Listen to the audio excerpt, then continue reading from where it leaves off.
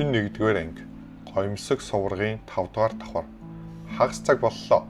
Долоонгүй ухааны толооны ордны нэгэн настан цаг хэмжигч рүү хараад гайхан хэлв. Энэ хоёр 4-р давхарт нэлээд удаан хугацаа өнгөрүүллээ. Гоёмсог суврагын гаднаас харахад эхний 3 давхрын гэрэлтэж байсан ба бичээсийн тэмдгүүд аль хэдийн унтарсан байв. Зөвхөн 4-р давхар л хурц гэрлээр гялалцаж байлаа. Энэ хоёр хүн одоо ч 4-р давхрыг сольж байгаа гэсэн баталгаа юм. Илүү сонирхолтой болж байна. Би ийм үр дүнд зөвхөн YMP-г үзүүлнэ гэж бодсон. Гэтэл Лимийн хүртэл ийм удаан тисэж байна. Түүнийг ердөө 3-р зэрэглэлийн авьяастай бие бэхжүүлэх төвчний 2-р шаттай гэж итгэхэд бэрх юм. Төрөлхийн тэнгэрлэг хүчтэй байлаач ийм хүчээр 4-р давхарт хүрнэ гэдэг энгийн зүйл биш. Нэгэн настан урт сахлаа илэн ингэж хэлсэн юм. Лиминий тулааны чадвар хачин байлаа. Тэр үүнийг энгийнээр тайлбарлах арга олсонгүй. Энэ үед мууи ам нээн удаанаар хэлв. Сунгай заримдаа хүний тулааны чадварыг энгийн ухаанаар хэмжиж тайлбарлах боломжгүй байдаг. Өмнөх сорилтууд түүний тулааны авьяас мэдрэх чадварыг бүрэн хэмжиж чадаагүй. Мууи Лиминий ард эртний мастер байгаа тухай хэлсэнгүй. Шинчаан төвчний мэрэгдийн арга барил өвлөгдсөн судрын нууц нь өөрөө ч бүрэн ойлгож чадахгүй хэмжээний хүн байлаа. Мууи гой хэлсэн буруу биш. Түүний тулааны авьяас үнэхээр онцгой. Гэхдээ бясалгал нь хит баг хэрэгэлдэг судран л жирийн байх. Тэр дээд дайсандаа тулдахдаа тулааны мэдрэмж уд чадвараараа нөхөж чадна. Гэхдээ ийм тулаанд ур чадвар мэдрэмжийн эцсийн хязгаар гэж би хүч төмөн ур чадварыг эвдэнэ гэдэг. Зөвхөн ур чадвараар бол тулааны чадвар нэг шатл өснө. Эцсийн үр дүн сайн байхгүй юу? Мууи залтай нэмсгэлээд хэлв. Сунгай сайн ажиглаад байж байдчтэй. Настнуудын ярилцаж байх зур YMP-ийн 4-р давхарт хүчлэн тэмцэж байлаа. Түүний бясалгал бие бэхжүүлэх төвчний 3-р шатны эхэнд байсан ч жинхэнэ хүч тулааны чадвар нь 3-р шатны оргилдод үүснэ. Гэвч одоо түүний өмнө тулгарсан дайсан бол мөн 3-р шатны оргилдод тэнцэх 2 төмөр хуягт баавга. Мөн төмөр хуягт баавгаанууд гаднаас харахад жаахан болох бүх өхөөрдөв мэт боловч довтлох арга хамтын ажиллагааны зохион байгуулалттай. Аимшигтай хүч бараг өөгүй хамгаалт хоёр нь толгой өвдөм хэцүү байлаа. Зөвхөн сарвуунд нь шүргүүлсэн л булчин тасарч яс угарах аюултай. YMP-ийн гэр бүлийн нууц техникийн 3 удаа ашигласны дараа эцэст нь төмөр хуягт баавгаг арайхийн унгав. Гэвч түүний биед үлдсэн жинхэнэ их хүч бараг хязгаарт хүрчээ. Үлдсэн төмөр хуягт баавга бат хамгаалт түүний гэр бүлийн нууц техникийг хааж чадсан хэвээр байлаа. Сүүлийн төмөр хуягт баавга өөр рүү давхин ирэхийг хараад YMP нархиран дээш өсрөв. Тэр сэлмээ чанга хатгаж баавга ангаасан ам руу хэрцгийгээр хатгалаа. Төмөр хуягт баавгаан бүх бие хатуу төмөр ялцаар бүрхэгдсэн. Түүний олж чадах цорын ганц 2 сул тал нь нүд болон ам байв. YMP-ний сэлэм баавгаан хоолойг нэвт хатгасан ч яг тэр мөчөд баавга түүний бугууг зууж хугаллаа. Фах! Төмөр хуягт баавга ууртайгаа сарвууга YMP-ний цээж рүү зөхөв. Тэр яг л авраг алхан цохиулсан мэт болж дотор эргэтнүүдэнд орилоо. YMP-ний нисэж шидэгдэн газар хүчтэй мөргөв. Бие нь шороонд дарагдж арайхийн өөрийгөө түшин өндийлөө. Бүх бие нь цусаар бодогдсон байв. Тэр цуснд махны хэлтэрхий холигджээ. Тэр мах нь өөрийнх нь дотор эргэтний хэсэг байлаа. Би дотор эргэтэн бэхжүүлэх шатанд хүрснэ. Дотор эргэтнүүд минь жинхэнэ хүчээр хамгаалагдсан. Гэвч энэ ганц цохилт үхлийг хойлоо. YMP нь түнд шархтаж үхлийн ирмэг дээр байсан ч төмөр хуягт баавгаан байдал түүнээс дээр байсангүй. Баавгаан хоолой сэтлэгдсэн юм. Амин алгуурхан тасарч байв.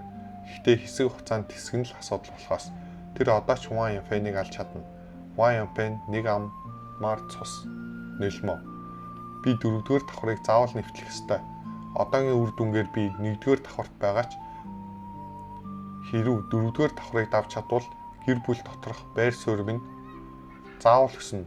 Би ууган хүү биш ирээдүйд гэр бүлийн тэргүүн болох боломжтой болно. Хэрв тэр хөгшин амнууд дуугүй болж эцгийг минь миний нөөцийг хас гэж ятхаа бэлэн. YMP-ний ингэж бодох тусам царай нь улам догшин бараан болов. Гэхдээ YMP-ний амь хэргүй тэмцэж байхад Лимийн цус алдуулж эцэг арга хэрэглэн тулдаж 2 дахь төмөр хуягт баавгаан тархийг аль хэдийн нэвт хатгасныг огт мэдсэнгүй. 4-р давхар давлаа. Лимийн гүнзгий амьсгаа ав. Тэр эцэст нь 5-р давхарт хүрв. Энэ бол Цэн Шинсоны хүрч байсан хамгийн сүүлийн давхар. Мөн дунд иргэм насны шалгагчийн давах боломжгүй гэж хэлсэн давхар байлаа. Лимийн ийм хол явна гэж бодсонгүй. Гоёмсог суврагын гадна Цэн Шинсуан 4-р давхрын бичээсийг тэмдэгтүүд гэрэлтэж дээш хараад зүрхэндээ гайхширч байлаа. Тэр Ли Минийг хамгийн ихдээ 3-р давхарт хүрнэ гэж таамагласан. Тэр нь ч аль хэдийн түүний талаар маш өндөр үнэлгээ байсан юм. Гэтэл Ли Мин 4-р давхарт ийм удаан тисэж байна. Ийм байдлаар бол тэр бүр 4-р давхрыг давж ч мэднэ. Би анх гоёмсог суврагыг сорих үед би бэхжүүлэх төвчний 4-р шатанд хүрсэн байсан. 4-р шатны бясалгалтай байхад 4-р давхрын доод төвчний араатнуудыг дарах нь мэдээж хэцүү биш. Харин 2-р шатны оргил бясалгалтай хүн 4-р давхрыг ийм удаан тиснэ гэж боломжгүй зүйл. Цэн Шинсуан Ли Мин болон өөрийн амжилтыг дотроо харьцуулж байлаа. Тэр гүн бясалгалын суурьаар 5-р давхарт хүрсэн. Хэрв тэр Ли Минтэй ижил төвшөнд бясалгатай байсан бол түүний өрсөлдөгч болохгүй байсан биз. Хагас цаг аль хэдийн өнгөрчээ. Цэн Шинсуаны хажууд байх цаг хэмжигч рүү харж хэлв. Гэтэл яг тэр мөчөд гоёмсог суврагын 5-р давхар гинт гэрэлтэж бичээсийн тэмдэгтүүд нь нэг нэгээрээ идэвхжиж эхлэв. Хүнд чичирхийлсэн жинхэнэ их хүчний долгион бүх зүгт тархлаа. Үүнийг харсан Сун наст нь гартах цайны аяга бараг гунах шахав. 5-р давхар Ван Янфэн үнэхээр ийм тогшин гэж үү? Хагас цаг хүрээгүй бахад 5-р давхарт орлоо. Юэло хотын Ван гэр бүл эцэст нь хосгүй авьяаст нь төрүүлсэн юм гэж үү? Сүүлийн давхар 10 жилд энэ үр дүнг зөвхөн Шинсон хол үзүүлсэн. Дунд иргэм насны ир ингэж хэлээд Цэн Шинсон руу харав. Гэвч тэр Цэн Шинсоны нүд томорсныг хараад ямар утгатайг ойлгосонгүй. Итгэмээргүй юм. Энэ хүүхэд жижиг цөөрмийн загас биш байна. Дээд 4-р зэрэглэлийн авьяас дээр Ван гэр бүлийн дэмжлэг нэмэгдэж 7 гүн ухааны тулааны ордонд ч тэр онцгой байх болно. Дээд төвчний тулааны судар авах хэрэгтэй болж нэг өдөр тулааны ордны гол шив болох нь амархан. Бүр 7 гүн хүндэд орохч боломжгүй. Энэ Ван Янфэн үнэхээр тэнгэрээс саяасан завьяастай юм. Настай ийн хийж байх зур гоёмсог суврагын 4-р давхрын гэрэл хүчтэй чичирхийллээ.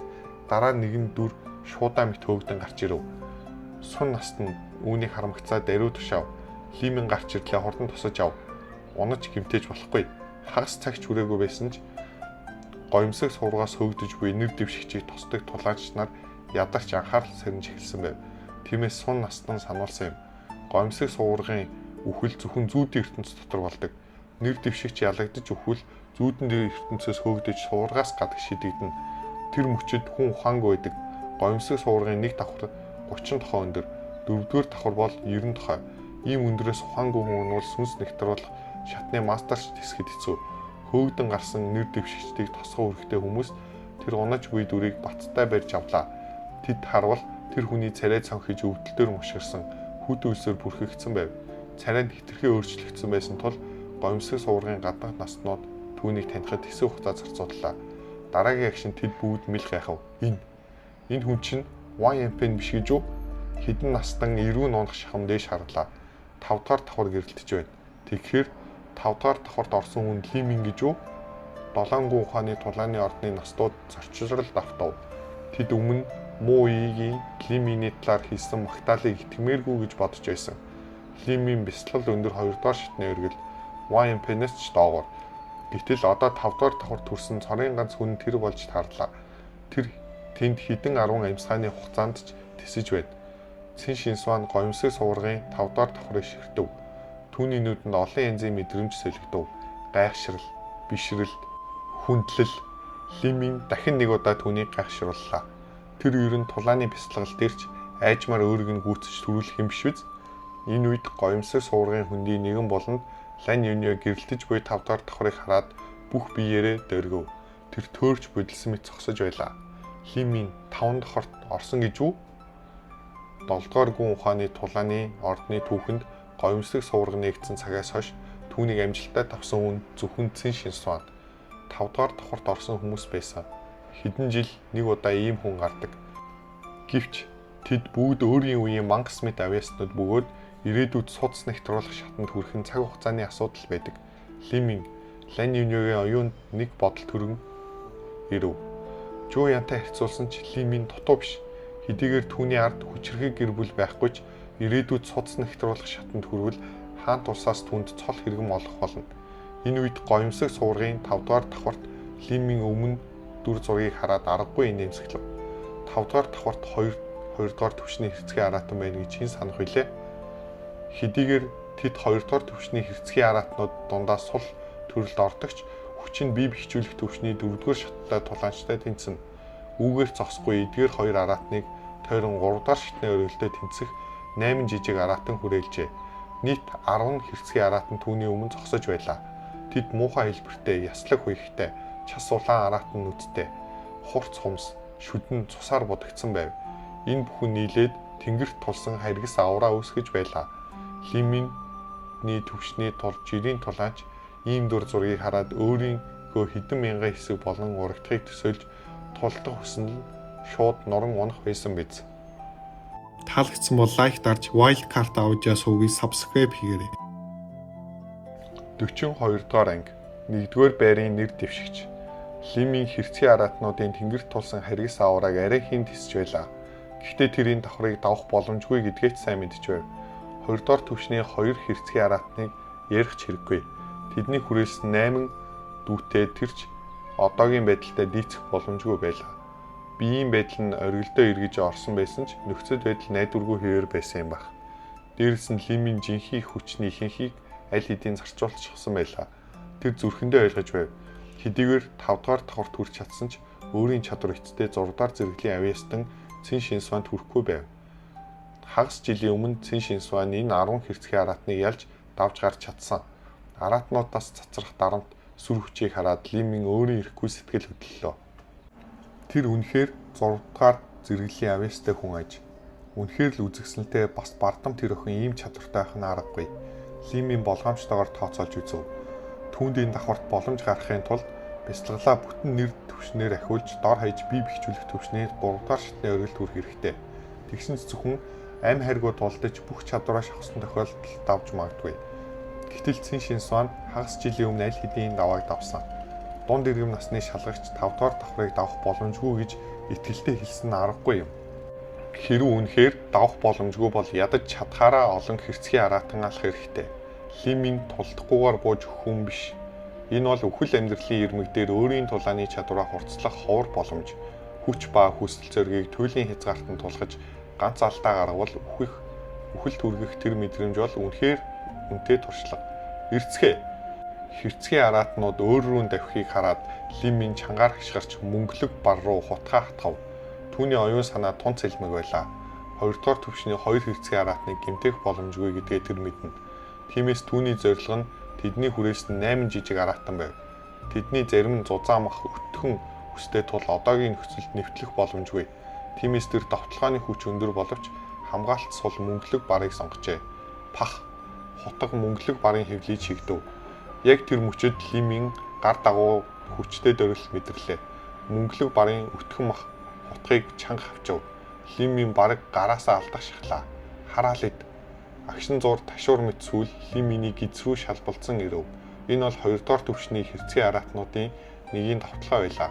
Хурдан цахилгаан мэт хурцсан хутга шиг жирийн тулаанч ийм цохилтонд оногдвол 2 хуваагдах биз. Лимийн агаарт бие мушгин арайхийн болцсон ч сүүлэн түүний гуйг шүргэж хөхрүүлэн арсыг нь нурав. Тэр гуйн дээрээ халуун төмрөөр түлхсэн мэт өвдөлт мэдэрлээ. Өвдөлт хатгаж байв. Лимийн царайгаа үрчилгэв.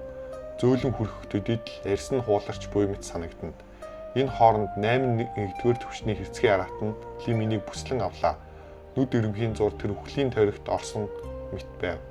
Иргэн хэрцгий араатнууд хамтдаа дарвал Лимийн агшин зур тас татагдах болно. Муу байна. Лими маш сайн мэдэж байлаа. Хэрв эдгээр араатнууд зэрэг өсөрвөл түнд зүгтах газар үгүй. Тэр эзэгтэй мөчөд Лимийн хөлөөрөө газар хүчтэй түлхэж мөнгөлөг барлуу хутгаа чиглүүллээ.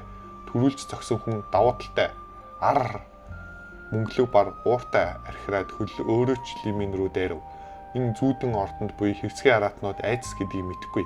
Пох хутга мөнгөлөг барын хоолой шууд чигдэв. Гэвч Лимийн ч мөн түүний саварт өртөж хөвлий дээр нь том шарх нэгдлээ. Бие бэхжүүлэх түвшний 2 дугаар шат мөн махан бие бэхжүүлэх шатны жинхэнэ их хүч түүнийг нэг цохилтоор гиз дотроо урагдахаас арайхийн хамгаалав. Нэгийг нь авлаа. Лимийн улаан цусаа урсах хөвлийгээ дарлаа. Тэр одоо эцэст нь хүн шарх авсан байв. Жинхэнэ их хүч нь нэг хөвдөж хүрэхгүй үлджээ. Тэр 5 дугаар давхар ийм хэцүү байна гэж бодсонгүй. 4 дугаар давхартай харьцуулахад дор хаяж 10 дахин хүнд байлаа. 15 минут боллоо. Лимийн 5 дугаар давхарт аль хэдийн 15 минут хэсэж байна. Үнэхээр итгэмээргүй. Хэдийгээр тэр зүгээр л цухтаж байж магадгүй ч жинхэнэ их хүч нь бараг үлдээгүй байх ёстой. Тэгсэн ч 15 минут гүйцэж чадна гэдэг өөрөө амжилт. Ли Минийг илсүүлэх гэж том хүчнүүд өрсөлдөж магадгүй. Мууи, та өмнө түүний тухай ярьж байсан. Танаа маршлын өргөө тэр хүүг сонирхгүй байна уу? Мууи инээмсэглсэн ч юу ч хэлсэнгүй. Эдгээр хүмүүс Ли Миний ард ямар гайхалтай мастер байгааг мэдэхгүй. Түүний бодлоор Ли Мин энд зөвхөн туршлага хөрвүүлэх гэж ирсэн байх магадaltaй. Магадгүй тэр нууцлаг багш нь удахгүй түүнийг уул руу буцаан авч явж хатуу бясалгалд оруулах юм билүү? Маршлын өргөө яаж ч түүнийг татаж чадна гэж. Гэвч Мууи энэ бодлоо ил хэлсэнгүй. Энэ үед гартаа 2 хаш бөмбөлийг эргүүлж байсан Шоо огт нэгэн настан удаанаар хэлв. Сүн настан та түүнийг арайд эндүү өндөрөөр үнэлж байна. Ли Мин сайн гэдгийг би хүлээн зөвшөөрнө. Гэхдээ тэр өрдөө 3 дахь зэрэглэлийн авьяастай. Өнөөгийн энэ амжилт хүрсэн нь магадгүй ямар нэгэн азтай тохиолдолтой холбоотой. Ховор эрдэнэ үнэт материал идэж хүчин нэмэгдсэн байх боломжтой. Харин ирээдүйн амжилтын тухайд ингэж их магтах шаардлагагүй л болов уу? Шоо огт насны үг нь тодорхой үнний хувь байлаа. Хүний ад сайн, тэнгэрээс ивэхвээс ховор эрдэнэ үнэт материал олж ирдээд бясалгал хүчин нэмэгдэх тохиолдол бий. Гэвч ийм зүйлээр олсон давуу тал хязгаартай. Цаг хугацаа өнгөрөх тусам айжмаар илэгдэж үгүй болдог. Шойн настан үнэхээр учиртай мэт хэлв. Энэ Ли Мин муугүй. Гэвч ирээдүйд бясалгалын хурдан түүнийг гүйцэхгүй. Түүнийг амархан гүйцээж төрүүлэх болно. Хэдэн настан түүний үгийг даган зөвшөөрөв. Мууи сулхын нэмсэглээд хэлв. Илүү ярих хэрэггүй. Ли Миний ирээдүйн амжилтыг цаг хугацаа өөрөө харуулна. Мууигийн үг дуусахтай зэрэгцэн тэр дээш харав. Гоёмсог суургын 5 дугаар давхар чичирч эхэллээ. Бичээсийн тэмдэгтүүд гялс хийж нэгэн хүний сүудэр гадаг шидэгдэн цаас мэт доош хүн унав. Ли Мин эцэст нь гарч ирлээ. Ли Мин 5 дугаар давхарт нэг мөнгөлөг барыг алж хариуд нь хүн шарх авсан. Гэвч үхлийн ирмэг дээр байсан ч сүүлийн мөчтэй салхин чоныг хамт унгаж эцэст нь 2 нэгдүгээр түвшний хэрцгий араатныг алсан юм. Энэ үр дүнгээрээ тэр аль хэдийн бахархах хэрэгтэй. Учир нь 5 дугаар давхарт бүх талаас бүслэгдсэн байдалд 2 хэрцгий араатныг ална гэдэг 4 дугаар давхраас харьцуулж хэцүү зүйл байлаа. Алсад Лань Юньвэ гоёмсог суургын дор хүлээж байсан хүмүүс Ли Минийг тосож авахыг харлаа. Яагаад ч юм түүний зүрх үл элэг чичирч байв. Тэр уруулаа жимиж нэг ч хором зогсдгүй эргэн чимээг үхэн явлаа. Ли Мин аль хэдийн сэрчгсэн үү? Зүүдэн дэх ертөнцид үхэн гэдэг оюун санааны төсөөлөл төдий. Нэр дэвшигчийн жинхэнэ бие үхсэн даруйд гоёмсог суургаас хөөгдөн гардагч тэд өөрсдийгөө үнэхээр үхсэн гэж боддог тул хэсэг хугацаанд ухаангүй байдаг. Гэтэл Ли Мин санаандгүй хурдан сэржээ. Царайн зөвхөн баг зэрэг цонхийсэн төдий. Энэ нь 7 гүн ухааны тулааны ордны наснуудыг баг зэрэг гайхшруулв. Ван Янфэнтэй харьцуулахад тэр одоо хүртэл бүрэн сэрж амжаагүй байсан. Энэ бол цэвэр бат тулааны зүрхтэй хүний ялгаа байлаа. Энэ элсэлтийн шалгалтын 1-р байрыг нэр дэвшигч Ли Мин байх ёстой. Сун настай хэлв. Шойн настан сөнг хойлогоор хариулв. Та тэгж хэлж болно. Гэхдээ 1-р байрын шагнал бол улаан алтан лууны чөмөгний үрэл. Ердөө 3 дахь зэрэглэлийн авьяастай хүүд өхөн дими үрж байгаа хэрэг биш гэж үү? Тэр үүний хэдий хэрийг шингээж чадна гэж бодож байна. Эцсийн үнэлгээ зөвхөн шалгалтын үр дүнгээс бус нэг дэвшигчийн өөрийн авьяасаас л хамаарна. Сүн настан хэлв. Авьяасыг тооцох нь үнэн. Гэхдээ тэр нь шалгалтын эцсийн үр дүнд ойролцоо үед л гол болно. Энэ Ли Мин 3 дахь сорилт бүгдэнд нь 1-р байр эзэллээ. Түүнийг эцсийн үнэлгээнд 1-р биш гэж хэн хэлж чадах юм? Тэгвэл хүмүүс биднийг авилгах шудраг бус гэж бодно. Харин улаан алтан лууны чөмөгний үрлийг дими үрнэ гэдэг тухайд түүний гол үргэн төв бүлгмээс дээд наснуудыг 7 гүн ухааны тулааны ордны элсэлтийн шалгалтанд татах явдал. Та төв бүлгэм зөвхөн ганц улаан алтан лууны чөмөгний үрлийн төлөө гол шав элсүүлнэ гэж бодож байна уу? Түүнээс гадна миний мэдхээр Шио наста та Юэло хотын Ван гэр бүлийн тэргүүнтэй хуучны сайн найзууд биш билүү?